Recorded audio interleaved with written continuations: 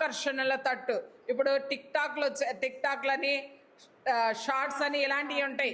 దానికోసం యువత ఏం చేస్తుందో కూడా అర్థం కాని పరిస్థితి. యవ్వనస్తులు ఉంటారు, ఆడపిల్లలు ఉంటారు, వాళ్ళు కూడా అంతే. దేనికి ఏ విషయాన్ని కప్పి ఉంచాలి, ఏ విషయాన్ని బహిర్గతం చెయ్యాలన్న ఆలోచనను కూడా వదిలేసేంత లోకపు ఆకర్షణలలో బ్రతుకుతూ ఉన్నారు.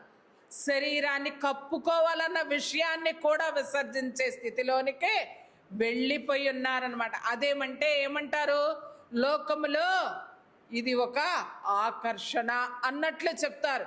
అది ఒక కల్చర్ అని. ఆ కల్చర్ నిన్ను ఎక్కడికి తీసుకువెళ్తుందో తెలుసా? అధపాతాళానికి తీసుకువెళ్తుంది. నీ శరీర సౌందర్యం కొన్ని దినములే ఉండొచ్చు, తర్వాత శరీర సౌందర్యము తగ్గిపోతుంది. తగ్గిపోయినప్పుడు నీ యొక్క స్థితి అని నువ్వు చేసినవన్నీ కనిపిస్తూనే ఉంటాయి కదా, వాటిని ఏమైనా మార్చగలవా? మార్చలేము. కానీ లోకపు ఆకర్షణలో పడినప్పుడు అవన్నీ ఎలా ఉంటాయి? చాలా తీయగా ఉంటాయి.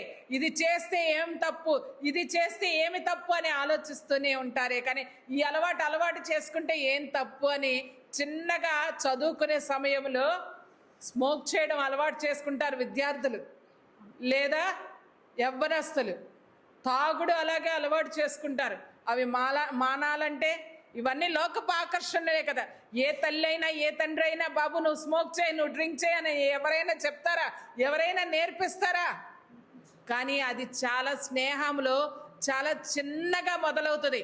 ఆకర్షణగా చాలా తేలికగా మొదలయ్యి జీవితాలను పతనం చేసుకొని తమ జీవితాలను తామే బలి చేసుకునే స్థితిలోనికి వెళ్ళిపోతూ ఉంటారు.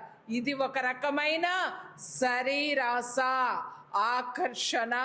ఒకసారి మనము గలతీలకు రాసిన పత్రిక 5వ అధ్యాయం 16-17 వచనములో ఒక మాట ఉంటుంది, ఆత్మానుసారముగా నడుచుకొనుడి, అప్పుడు మీరు శరీరేచ్ఛను నెరవేర్చరు అని వ్రాయబడి ఉంటుంది. మనం ఆత్మానుసారముగా అనగా నీ ఆత్మను దేవుని యొద్దకు తీసుకువెళ్ళి దేవునితో నడుచుచు, దేవునితో మాట్లాడుచు, దేవునితో అనుబంధము కలిగి ఉన్నప్పుడు